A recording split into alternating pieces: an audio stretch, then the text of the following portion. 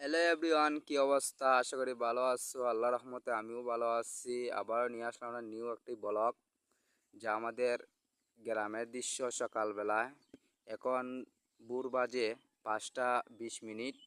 আর প্রতিদিন আমি সকালেও আসি, মানে সকালে ঠান্ডা হাওয়াটা যেটা এত ভাল লাগে। আর সকালেও আমি আসি এই জায়গাতে, অনেক ভাল লাগে। এখানে বইয়া কত সময় কাটে হাঁটাহুটি করি, কেন ভাল লাগে। দুদিন দিনে সৌন্দর্য দেখতে হলে তুমি ভোর 5টায় ওঠো, ঘুমতে উঠা তুমি ঘর থেকে বাড়ি আসে রাস্তার দিকে আটো, অনেক ভাল লাগবো। সকালে ঠান্ডা এত ভাল লাগে, শরীরে গায়ে লাগলে দিল দিল ঠান্ডা, দিল কুছ ঠান্ডা হে।